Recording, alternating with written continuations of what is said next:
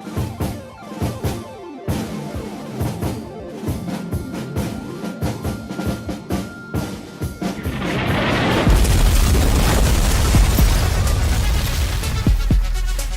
to Politics Done Right.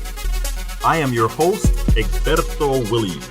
This is the progressive program that will take the mystery out of politics.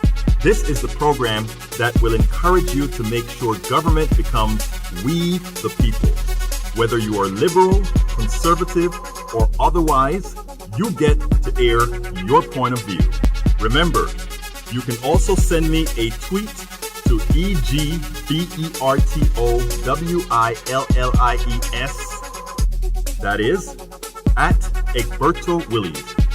Let us engage. It is politics done right. 1, 2, 3, 4.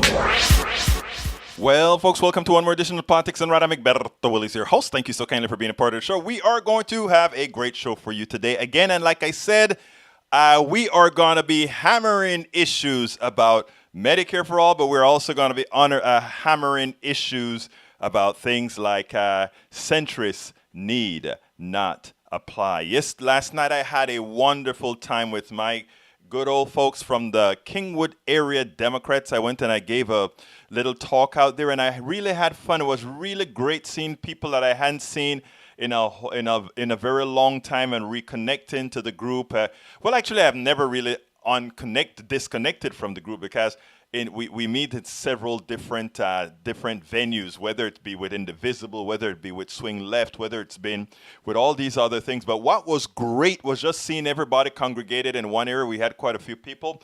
And one of the things that I wanted to kind of stress out there is, first of all, I live in a very red area, so this club is sort of in a very red area.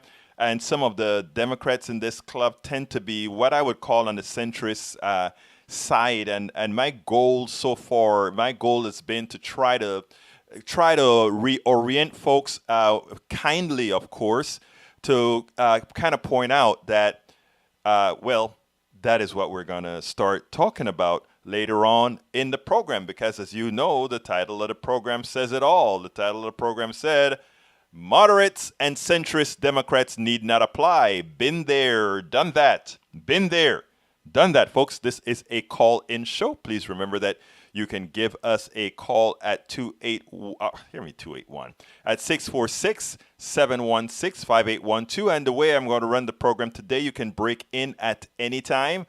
Again, that number is 646-716-5812. You want to talk, you want to add your 2 cents, please do. I'd like to get more people call into the show. I mean, a lot of you watch it on Facebook Live, on YouTube Live, on Periscope, etc., etc., etc.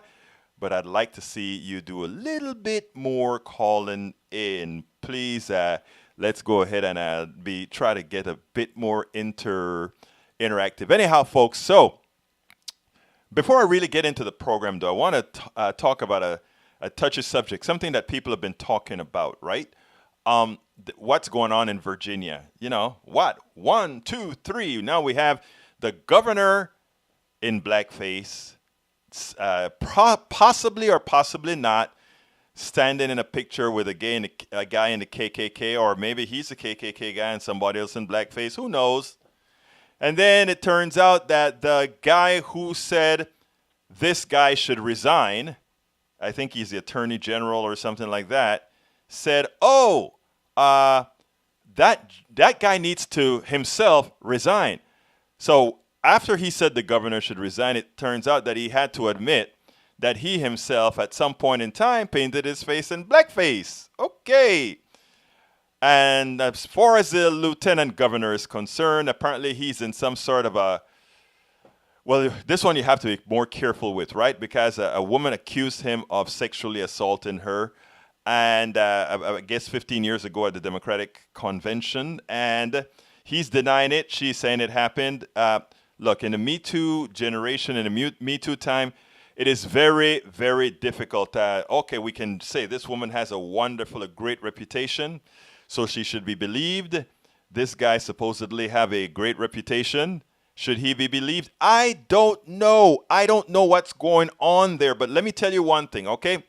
I want to say something, and this is what I'm going to say is not very politically correct. Especially, it's not going to be politically correct in the black intelligentsia.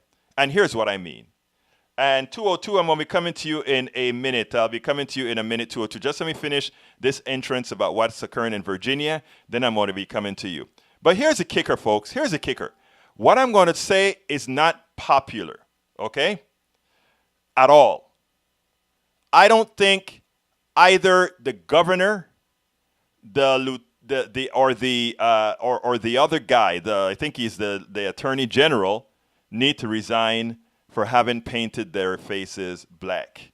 And let me tell you what I mean by that. I'm a black guy from Panama, Central America, and a lot of folks here kind of think, well, you don't have the same experiences. Hell, everybody on this hemisphere have the same darn experience, okay? But this is my take on it. And again, like I said, I know it's unpopular. Some people may want to have my head for it, but this is how I feel about it.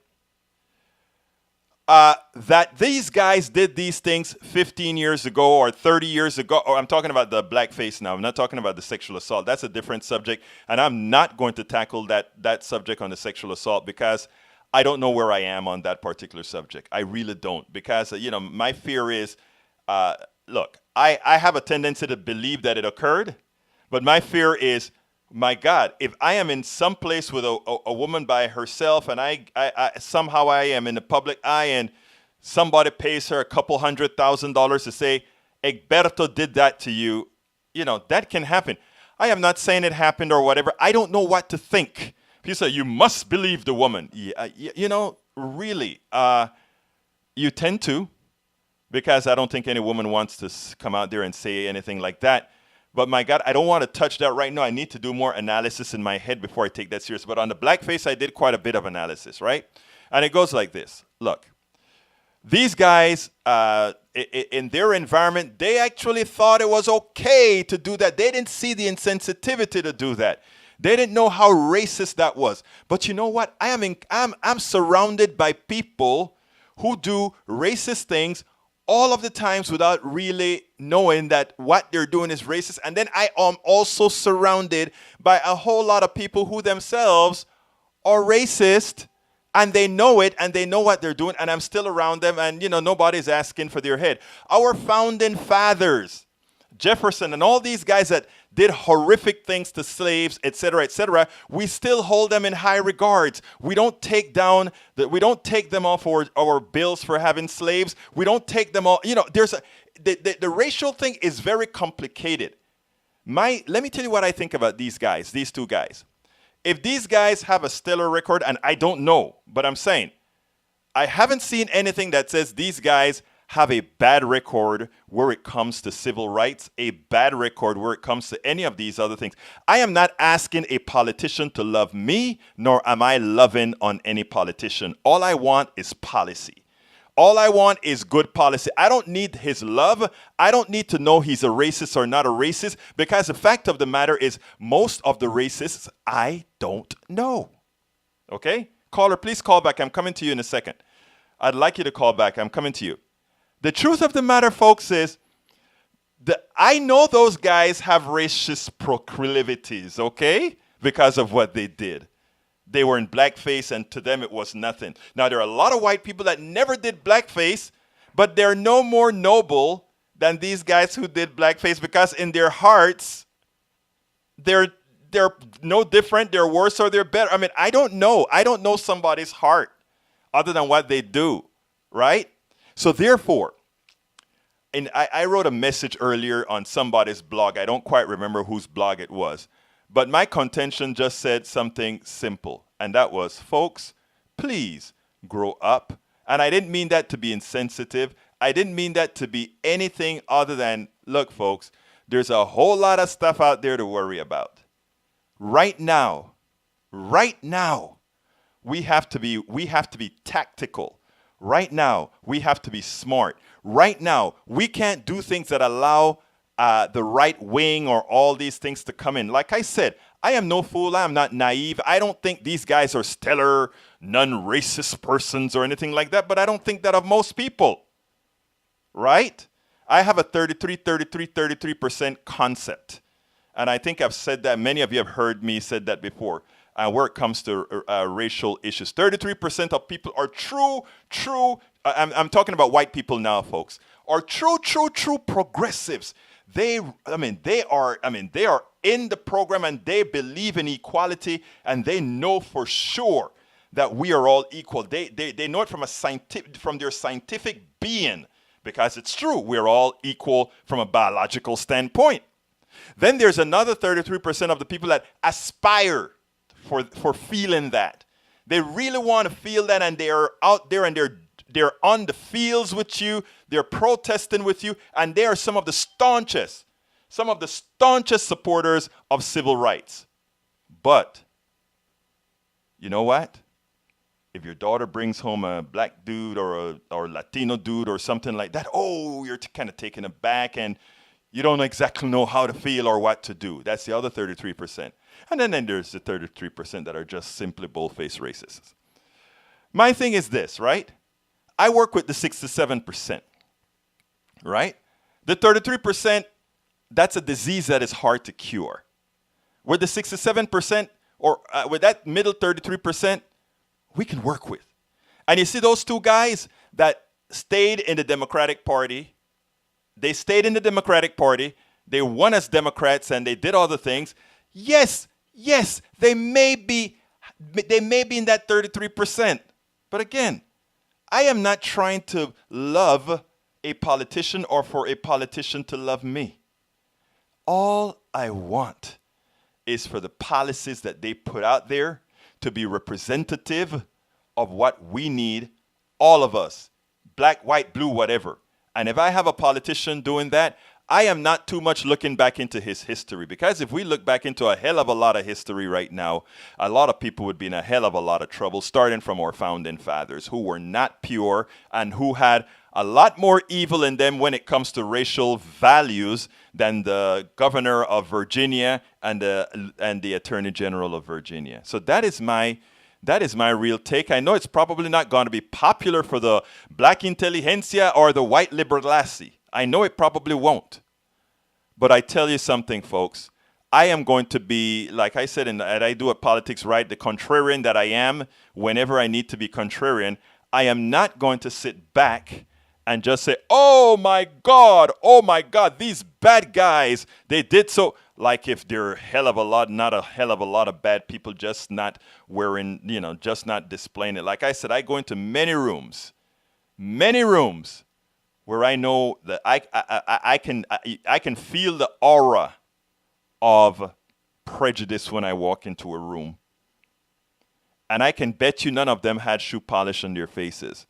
But I can bet you that maybe the governor of Virginia, who isn't pure himself, or the other attorney general or whatever, just maybe better than some of those folks. So folks, my contention is as follows. I don't want, and again, like I said, I'm in the minority, and I'm probably going to take a lot of hits for this, but this is how I feel, and I think this is a part of maturity. There's a hell of a lot of stuff people do in their past, and if we judge everybody for absolutely everything that they do in their past, I think we're in deep caca, really.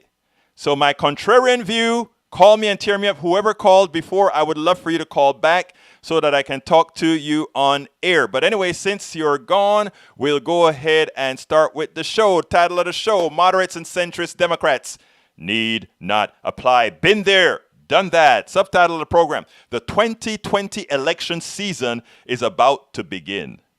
It's about to begin. The insanity must stop. We will not repeat the 2020 mistakes of the centrists. Now, folks, over the last several days, I've been forgetting to do my middle or my beginning ask. So henceforth, I have to do it now. Give me about 2 minutes. Let me get this out of the way, and then we'll move back. What I want to ask all of you, my dear friends, is remember that Politics Done Right is a progressive show, a real progressive show that speaks to absolutely everybody, whether you're on the left side, the right side, or whatever. I am a proud, real progressive that believes in all these these values, the same type of values that Bernie Sanders believes in, the same types of values that Alexandria Ocasio-Cortez believes in. And my goal is to promote that and to help many of the centrists in our party and the moderates in the Republican Party to see that what we want is what they want. They've said it. I'm asking you to please go to patreon.com, patreon.com/politics done right, and support programs like this that's out there, not worried, not scared to simply tell the truth, not worried to buck the intelligentsia, not worried to buck what the mainstream is talking about or what they want to talk about, but to go out and think of a lot of things rationally. There are a lot of things people want to say. There are a lot of things people think. And they're scared to say it because of how are people going to interpret what they say. Some folks will say, if I say that, what are they going to think about me? I want to give that platform that says, you know what?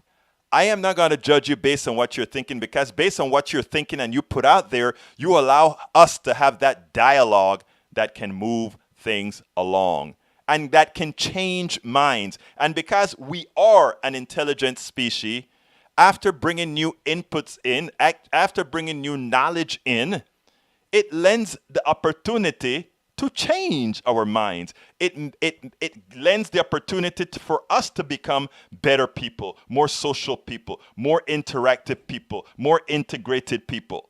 So if you think a program like this has value in what we are doing, what we're attempting, not an experiment, but a project, this is no longer an experiment. This is now a project of change. This is a project of change. So what I'm going to ask you to do is please go to patreon.com/politics done right, patreon.com/politics done right. Become a subscriber. I guarantee you that it's going to be worth it. We have a lot of work. We don't only sit behind this camera, this green screen, and do these things. We also go out in the field. We have all the equipment to go out in the field and do things live. Of course, we can only do that when we get enough funds to go fly somewhere and do what we have to do. So please join at patreon.com/politics done right. Yesterday we had some a few donations other than Patreon. I want to thank Dr. Floyd or Mr. Floyd for giving it. You'll be getting some information from us as how to tie into Patreon with your contribution, and we'll be doing, and for all the other that came in. But folks, we're so way behind in our fundraising to keep this baby going. I want to ask you to go to patreon.com/politics done right, patreon.com/politics done right. Also, if you don't want to subscribe, and by the way, subscriptions start at $1.99, but if you don't want to subscribe on this monthly basis, you can just go to politicsdoneright.com and you can give us a contribution to help us with all these mixers and stuff that we have to do to keep this program going. I'm done for now till the end, where I'll come back for the new people that will be on board. Welcome aboard the Natural Progressive. Welcome Bobby Jean. Welcome Matthew T-Man. Thank you guys so kindly for being here. Let's see. Let me see if there's anybody else I want to acknowledge real quick before I continue on. Bear with me because this screen doesn't necessarily tell you everything all of the time. So I'll talk to you guys as we go on. Natural Progressive is on YouTube. Bobby Jean is on Facebook. Matthew is on Facebook, among others. Okay.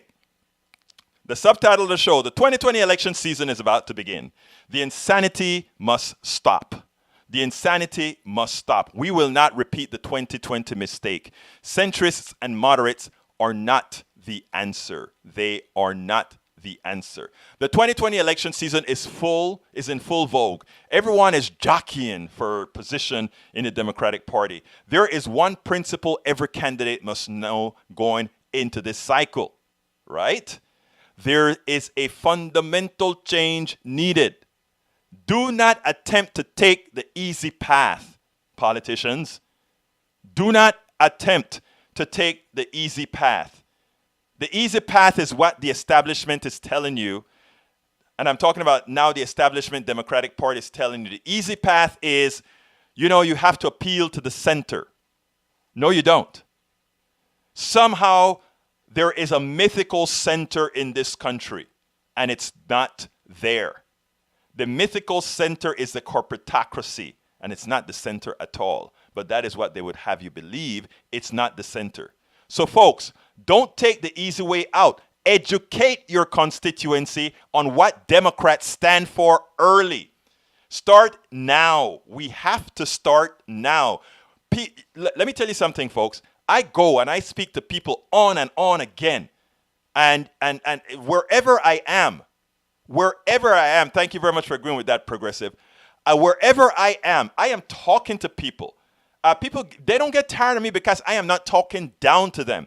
I'm asking them what they want. And as they're telling me what they want, I am tailoring our message to show that what they want is what we is what we want to give them. Is what, if they put us in power, we will give them. Not lies. Not lies. But you have to keep the conversation going. And as a politician, you have to be like, people talk about, okay, Alexandria Ocasio-Cortez was a fluke. No, she was not a fluke. What happened was simple. She went through her neighborhood and she spoke to those people's heart. People go, oh, it's a low turnout election. Well, you know what? The people that would have turned out for the other guy said, you know what? He doesn't stand for what I stand for. Let it be. Let it be. And she won fair and square by giving people, and look, if you take a look, if you consider that whatever vote come out is a sample, and the sample is, the funny thing about these samples is these samples tend to be a little bit further on the right because more people on the right tends to vote. So if Alexandria had a lopsided victory against a pro, it tells you how powerful the message was. It tells you how powerful the message is. If Beto O'Rourke in Texas came 200,000 votes from winning with a progressive message, and Beto was no real progressive, okay? I'll be frank with you. Beto has some, if Beto runs for president, Beto will have some issues that progressives are going to have to think about. In other words, he's going to have to come for some redemption on certain issues, okay? But when he campaigned as a progressive. And the people liked it. And the funny thing about it is, if we had done just a little bit more work. Yesterday, I was speaking to an analyst right here, in Texas, in our neighborhood, that needs to get candidates. And folks, if you're in Texas, in District 2 or any one of these local districts, I have the analysts for you that will tell you what districts need to have progressives in there to win. So you contact me, my brothers and sisters, because we have an analyst ready to get that done for you. But here's the deal. It turns out that he ran around Texas into the most red parts of Texas, and they liked him. Now, ideology is a difficult thing. Ideology is kind of persistent, and it takes a lot of jarring to just go ahead and do something that used to be completely anathema to you. So pulling that Democratic or progressive ballot, right? That is a phenomenal thing for some Republicans, and the converse is true as well.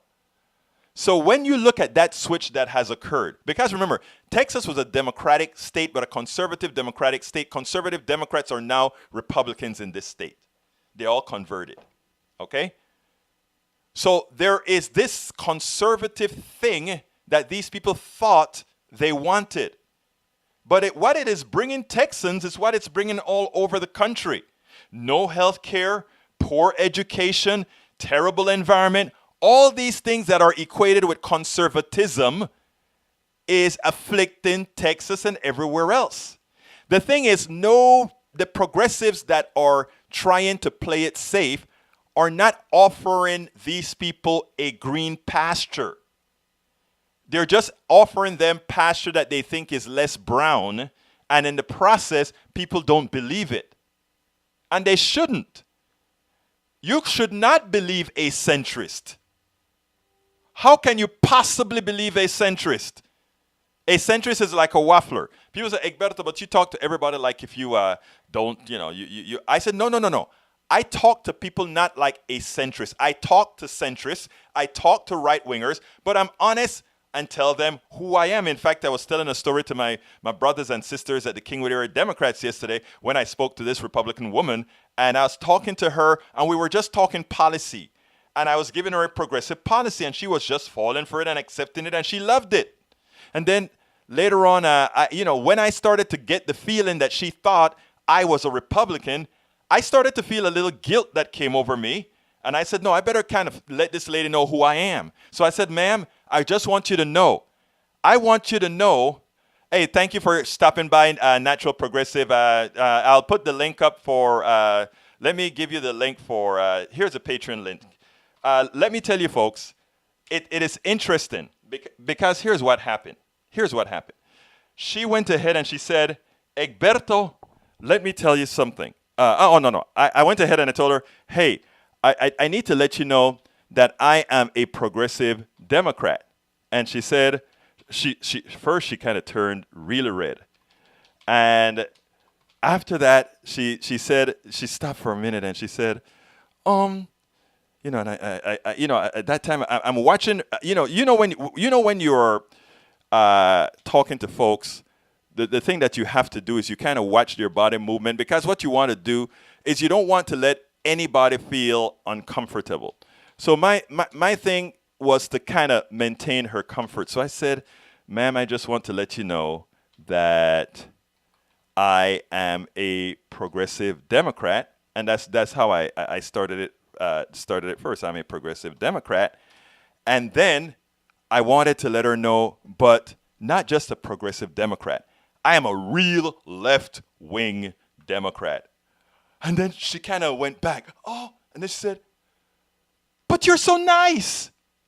What I'm trying to tell you, folks, is this. You can have the conversation, right? You can definitely have the conversation. You can have the conversation honestly. No problem. You can have an honest conversation. And you can win over the trust of people. And believe it or not, whether they eventually agree with you or not, the one thing you would have had is their respect. And, and I've seen this from all kinds of folks, including racists, including folks that they were so comfortable talking to me that I remember one person, this is a long time ago, so like, I really don't like black people, but I like you. And I'm like, so in other words, you do like black people. What you don't like is the image that you thought black people represent, the image that you thought some other kind of people represent. And that is where the art of communication comes in, right? That is where it comes in. When I go into one of these discussions, I don't go in feeling inferior. I don't go in feeling superior. I go in as a human being having a conversation. And when people act badly, many times I just let that go off and I continue to entertain the conversation. What that does is it keeps them off guard initially until the comfort level grows, and then you have real communication. So to my progressive brothers and sisters that are running in all over this country, you change your approaches, but you do not change your values. And if you're a centrist, you need not run. I'll just be blunt. If you're a centrist running in primaries, I will do all that is necessary if you have a progressive candidate running against you to get support down for that candidate in whatever channels I can, because our millennials need better. The centrist has decimated the economic future of a large percentage of millennials, and that I won't continue to be a part of, nor should you be a part of. Anyhow, what I want to tell you guys is the blog of the week. And the blog of the week is not mine. There is somebody who wrote a wonderful blog of the week on this particular subject. And I want to read this blog. And I'll be interrupting in the middle of these blogs. So you know, guys, what time it is. ¿Qué hora es? It's time for the weekly blog post. Okay, this blog piece came out of the New York Times. It's by their new opinion columnist called Jamel Bowie. Okay, I think you've probably seen Jamel Bowie on TV before. And I sent him a tweet. I was really, really trying to get him on today, but I sent him a tweet a couple hours ago, so I hadn't gotten a response. I don't even know if he's seen the tweet that I sent him.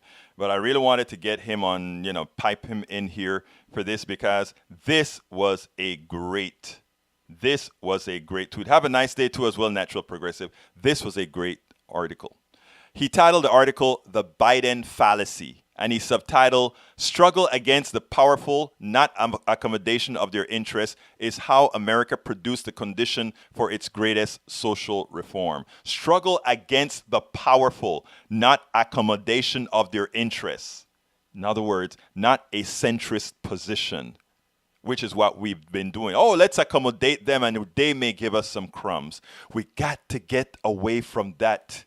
We've got to get away from that. So here's how it went, my friends. This is how it went. It goes. He said, there's something odd about the self-described moderates and centrists considering a run for president. If moderation or centrism means holding broadly popular positions otherwise marginalized by extremists in either party, then these prospective candidates don't quite fit the bill. Senator Elizabeth Warren proposed wealth tax on the nation's largest fortunes is very popular, according to the recent polling by Morning Consult, with huge support from Democrats and considerable backing from Republicans. But Mike Bloomberg, the former mayor of New York who flirted with running for president as a moderate Democrat, rejects that plan as an extreme policy that would put the United States on the path to economic ruin. If you want to look at a system that's non-capitalistic, just take a look at what was once perhaps the wealthiest country in the world, and today's people are starving to death. It is called Venezuela, he said during a January trip to New Hampshire. He's similarly dismissive of the idea of Medicare for all, warning that it would bankrupt us for a very long time. I want to stop there, his stuff, because I want to talk about Venezuela. Folks, I want you guys to stop getting the false narrative of Venezuela. Hugo Chavez, who was the person who overthrew the fraudulent government before, the capitalist government of Venezuela. You notice how this guy said, oh, they're the richest country in South America, and now they're starving. Here's the truth. That's a half truth. They should be the richest country in South America because they're sitting on top of the largest reservoir of oil on the planet per country. Okay? So none of their citizens, that wealth should all be absorbed into their citizenry, but it wasn't. Because why? Their small plutocracy are the ones who control all of that oil, and the American and British and Dutch companies came into Venezuela, buy the oil on the cheap, and made a fortune. And the poor people of Venezuela got nothing. Hugo Chavez overthrew the government, and Hugo Chavez started la Revolución Bolivariana. Okay? In other words, he started what it was going to be the Bolivarian Revolution, which meant he was going to have a democratic socialist state. All people elected democratically, and they divide the country again into all the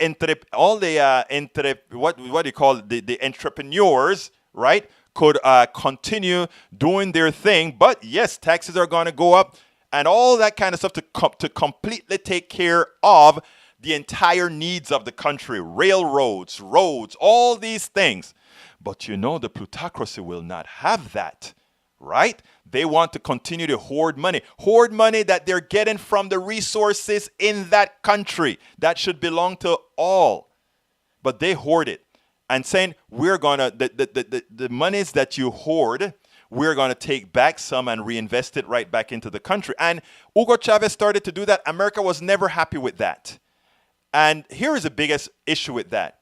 There is no way America is going to allow a democratic socialist state to sit on top of that amount of oil, because what's going to show in that country is that is the economic model where you don't get all these people taking advantage of folks, and everybody, like we have in Denmark and these other places, would be living a life that is more sustainable. But, Hugo Chavez even had better plans than in the long that he had hoped for. Don't know if he could have gotten it done, because it would take a lot of scholars to understand some of the other things that are going on in the economy to do it. But his heart was in the right place. It definitely is not in the right place for those guys who really wanted to overthrow the government. So I don't want you to buy into the American story. I also wanted to get CC over here, who knows a whole lot about Venezuela. I sent him a text as well to see if I could get him on the show. But I will do that at some other time because that's not the subject of today. I just wanted to interject about Venezuela because we've been lied about Venezuela continuously, both by our media, by our politicians, and everybody else. Continuing. Likewise, Terry McAuliffe, the former governor of Virginia, has staked out ground as a moderate politician, even as he opposes similar popular ideas. A substantial majority of the public favors proposals to greatly expand college access or make it free outright. In a January op-ed, the Washington Post, McAuliffe dismissed universal free college as a misuse of tax dollars, spending limited taxpayer money on a free education for children of rich parents badly misses the mark for the host. We ain't talking about education for rich parents, and he knows that. We're talking about all these kids that can't go to college and have to borrow all that money to go to college. But you know why they don't want to do that? Because they don't want to have free college, because what that does is affect the bankers. Right now, the bankers are making a killing lending people money to go to school. If school is free, bankers don't have anybody to lend money to and charge high interest rates. You have to see this through all the different avenues. René Perpetua, we will try. Okay, continuing. And let's not forget Howard Schultz, the former Starbucks chief executive, who might run for president as an independent who characterizes himself as a centrist, despite holding positions that have little traction among the public as a whole. We have to go after entitlements, he has said, referring to the unpopular idea of cutting Social Security and Medicare to shrink the federal deficit. In each case, these moderate politicians have positioned themselves against public preference. What then makes a moderate if not policies that appeal to the middle? You'll find the answer in two comments from Joe Biden, who served 2 terms as vice president under President Barack Obama and is mulling a third run for the Democratic nomination. The first is from a speech in 2018. The second from a more recent remark to the United States Conference of Mayors. Speaking at last May at the Brookings Institute, Biden rejected the confrontational language of some of our Democrats. I love Bernie, he says, but I'm not Bernie Sanders. I don't think 500 billionaires are the reason we are in trouble. Really, I can prove to you mathematically why the billionaires are actually a major trouble in this country, but I'll leave that for a little bit later, or the reason we're in trouble. I get into a lot of trouble with my party when I say that wealthy Americans are just as patriotic as poor folks. They think they are. They're not, and I can prove that mathematically as well. Speaking a month ago, Biden defended his praise from Fred Upton, the electorally embattled Republican congressman from Ohio, whom he commended in a paid speech last year. Republicans used these comments to bolster Upton in campaign advertising, helping him win a narrow victory over his Democratic challenger. In other words, Biden helped a Republican win one more seat. Biden's response to the critics was defiant. I read the New York Times today that one of my problems is I ever run for president. I like Republicans, he said. Okay, well, bless me, Father, for I have sinned. Biden hasn't endorsed the Medicare for All plan, but if he runs, he won't be running on deficit reduction or modest tweaks to existing programs. He supports free college and a $15 minimum wage. He wants to triple the earned income credit, give workers more leverage, and raise taxes on the rich. This is a liberal idea, and yet Biden is understood as a moderate, like Bloomberg, McAuliffe, and Schultz. What connects them and similar politicians is a belief that meaningful progress is possible without a fundamental challenge to those who hold most of the wealth and power in our society. For Biden, you don't need to demonize the richest Americans on their Republican supporters to reduce income inequality. You can find a mutually beneficial solution. Bloomberg, a billionaire, may have a personal reason for rejecting wealth taxes, but he may also see them as unnecessary and antagonistic if the goal is winning powerful interests over on your side. McAuliffe governed Virginia with an eye toward the business community. Sweeping the social programs might be popular, but they might alienate the powerful constituency. And Schultz wants a Democratic Party less hostile to those he calls people of means, who otherwise back goals like gun control. But this is a faulty view of how progress happens. Struggle against the powerful, not accommodation of their interests, is how Americans produce a condition for its greatest social accomplishment, like the creation of the welfare state and the toppling of Jim Crow. Without radical labor activism that identifies capitalism and the bosses as the vector for oppression and disadvantage, there is no New deal. Without a confrontational and at times militant black freedom movement, there is no Civil Rights Act. If one of the central problems of the present is an elite economic class that hoards resources and opportunity at the expense of the public as a whole, then it's naive and ahistoric to believe the beneficiaries of the arrangement will willingly relinquish their power and privilege. If there's a major division within democratic politics, it's between those who confront and those who seek to accommodate. Because we lack a varied vocabulary in mainstream political discourse, we call the latter moderates or centrists, which doesn't capture the dynamics at work. Julia Cooper was an author, activist, and public intellectual, a prominent voice in the struggle for black liberation. In her 1892 book, A Voice from the South, she ruminates on what's necessary for a proper equilibrium of society. Progressive peace in a nation is the result of conflict, and conflict such is healthy, stimulating, and progressive in produced through the coexistence of radically opposing or racially different elements. Antagonism, indignation, anger, these qualities don't diminish democracy or impede progress. Each is an inescapable part of a political life in a diverse, pluralistic society. And each is necessary for challenging our profound inequalities of power, wealth, and opportunity. The child can never gain strength save by resistance, Cooper wrote a little later in that volume. And there can be no resistance if all movement is on the direction and all opposition made forever. So says El Señor Jamil Bowie. That is such a well-designed article. Very well-designed article, because he hits the nail on the head, my brothers and sisters. He hits the nail on the head. We cannot be accommodating. We cannot just go out there and say, okay, we'll give you, come this way. First of all, because the people are on our side. The people are on our side. The people are on the side of progressives. It is the Frank Luntz of the world. It is all these other folks of the world that have to change a narrative to fool politicians into, well, the truth is, I don't think they're fooling politicians. I think politicians are just getting paid and played. That's what it is. So here it is. Here is a deal, my brothers and sisters, my progressive brothers and sisters of all stripes. We have to have a commitment going forward. It's early in the election cycle. And just like I said in my title, brothers and sisters, remember this. Moderates and centrists Democrats need not apply. Been there, done that. Been there, done that. If you really want change for your kids, if you really don't, look, our kids don't, my daughter is going to be $500,000 when she's out of school, even though I paid for her undergraduate. Think about that. One of the reasons I left my business to do this and become a poor man in the process is because, man, you cannot allow a system that is inherently discriminative, and I'm not talking about racial discrimination here, folks. I am talking about an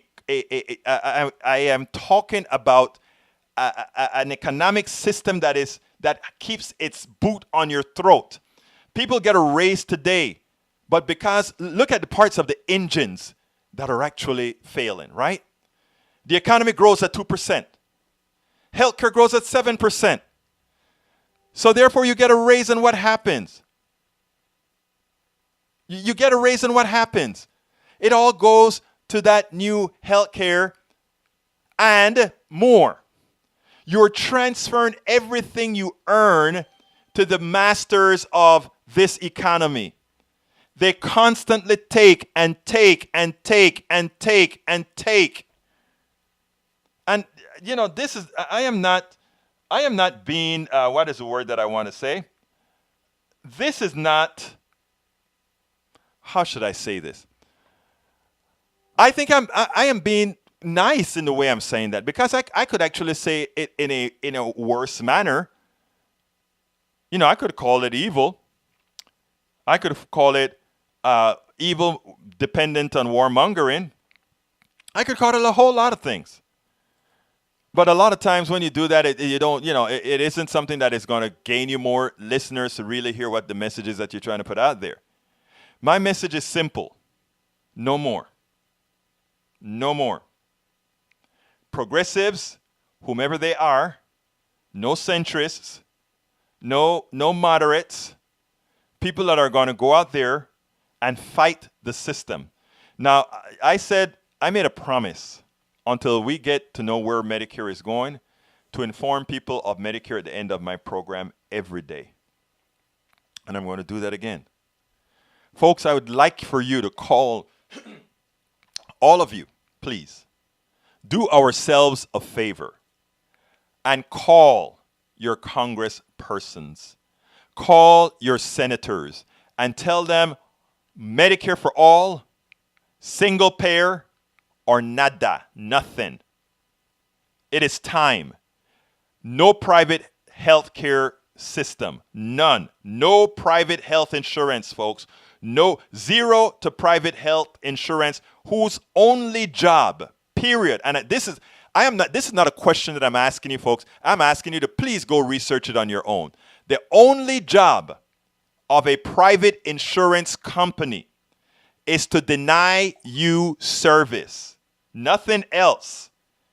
And how do they deny you service? They do something called risk management. Risk management means denying you coverage. Even though Obamacare eliminated what was supposed to be risk management because they have to insure everybody else. Of course, Donald Trump comes in and he allows junk policies to be sold again through a loophole. Medicare for all, the only solution. Single-payer Medicare for all without private health insurance in the mix. Zero. We hear some of the Democrats starting to say, well, we have to speak to some of the stakeholders. No, you don't. We don't have to speak to some of the stakeholders. The stakeholders that are ripping us off, we have to do two things with them. If we need them, we keep them and regulate them. If we don't need them, we let them go. And people say, well, there's going to be a lot of unemployment. No, we take care of those people because we're creating a social construct that mitigates any damage that we do to the market. So don't fall for the crap. A lot of people are going to be unemployed. No, we'll take care of them. Oh, the insurance is going to be more expensive. No, it won't. It won't. The insurance itself, or the amount that's going to come out of your pocket is going to be less. Oh, now they're going to want to start taxing wealth. Yes, but we already do that. The only thing is that we tax the wealth of poor and middle class people. We don't tax the wealth of rich people. How is that so? Well, all of you who own a home or rent, you are paying a wealth tax. Those of you who own a home, every year you have to pony up for property tax. Property tax is a wealth tax. You own property, that's wealth. You own real estate, that's wealth. You own stocks, that's wealth. You own bonds, that's wealth.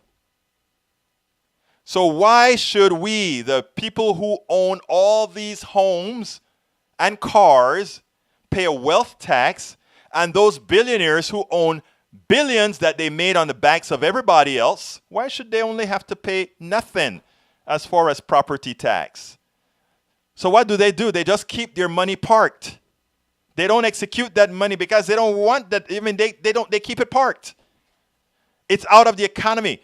An economy moves when you circulate money within that economy. Now we take it away through property taxes, which we do right now with everybody else. We have more money to circulate in the economy. We build more roads. More people get jobs. As more people get jobs, those people can save their monies. And more people, we get a broader wealth creation as opposed to an exclusive wealth creation. Because you shouldn't have to feel sorry for Bill Gates. You shouldn't have to feel sorry for Jeff Bezos, who has $160 billion, or Mr. Schultz, who has $3 billion, and say, oh, I made that $3 billion. That's the American dream to be able to work and make. No, sir. Please, please. The reason you were able to accumulate all of that money is because you paid your employees less. You paid them so much less that you could accumulate so much more. Let's remember that. And that goes for the Waltons. That goes for all the billionaires. They didn't get that billion because they went out there and moved stuff. My garbage men did more work than they did. We have to reframe the message. We have to reframe our thought process. They are the ones who are dictating the framework that we follow. And we just believe it and take it at face value. We have to acknowledge our worth. We have to let folks know we know that we are the ones that drive the economy. Now, when I had my software company, I wrote the software, I wrote the manuals, I packed the software, I delivered the software, and when it went to an electronic world, I created the websites, I put it all on that stuff. You know, I've always been a too damn hard of a worker. But even with that, I felt a responsibility when I was making great money to pay my taxes. Never did I ever try to get out of paying taxes because I always felt a responsibility for what this country afforded people like me to do. I could be a good entrepreneur and get things done. Bezos and these guys didn't even do that. They went ahead and they have other people do the job, and then they get wealthy from working on other people's bank and say, oh, look, I'm a billionaire, and now you want to take it away from me? No, I don't want to take it away from you. I wish you had given it to your employee because they would have been able to spend more money and have an economy that is more vibrant, but you didn't. You kept it. And now what we need to do is redistribute some of it because, like I said, it wasn't all yours.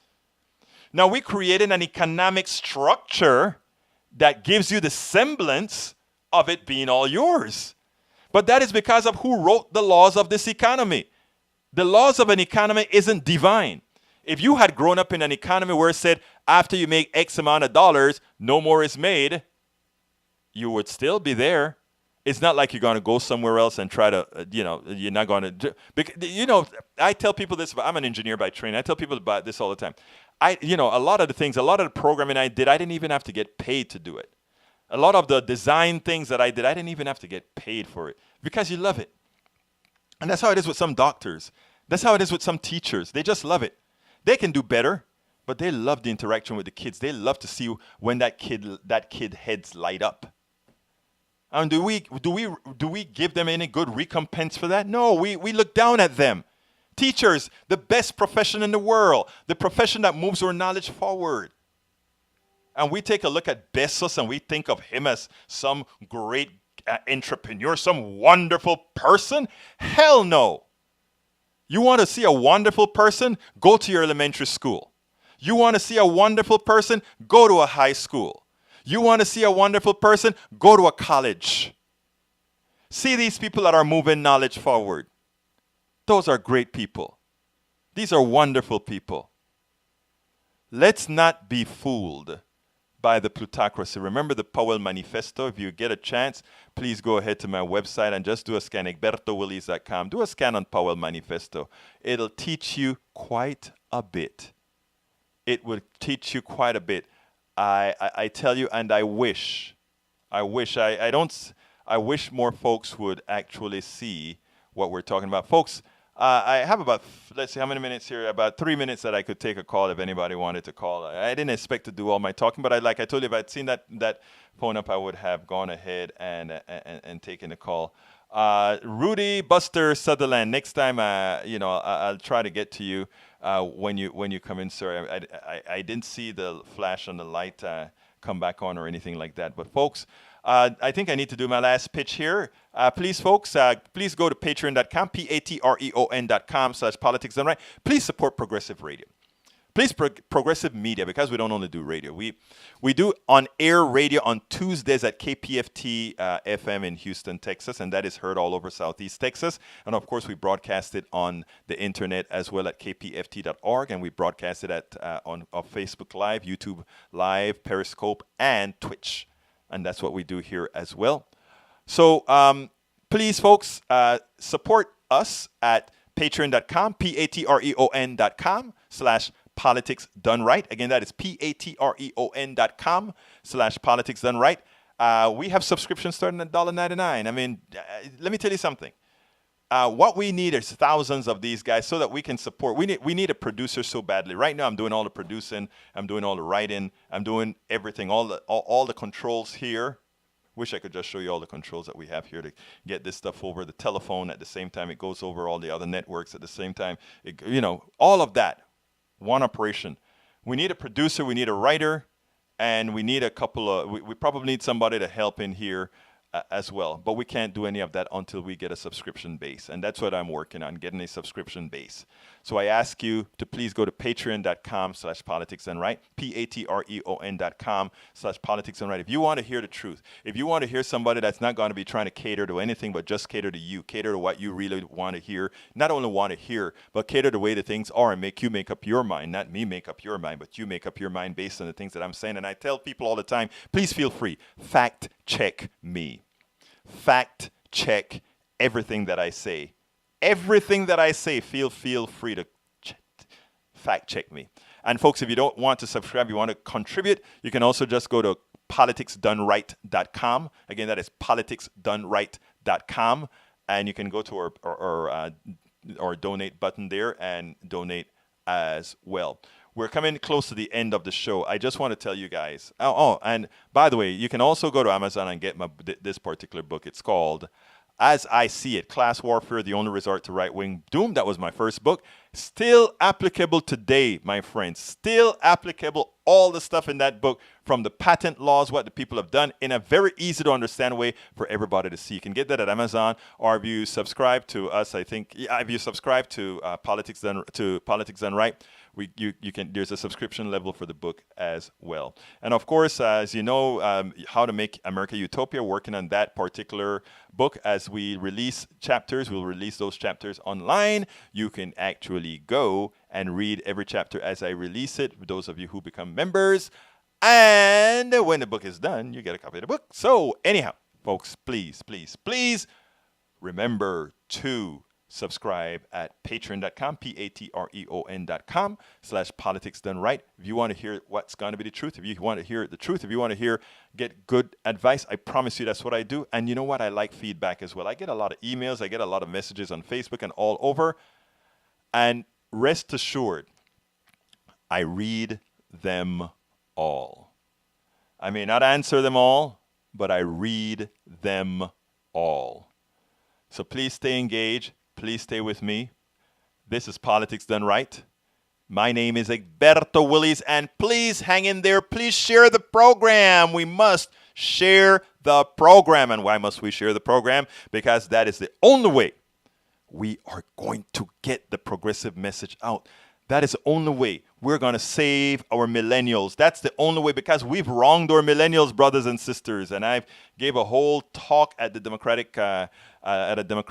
I was a speaker at a Democratic club last night. I gave that whole thing about we have to do better.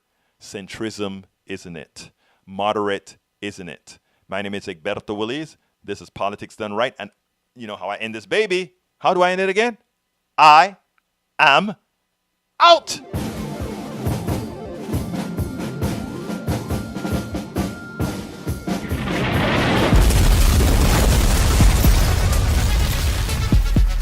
Welcome to Politics Done Right.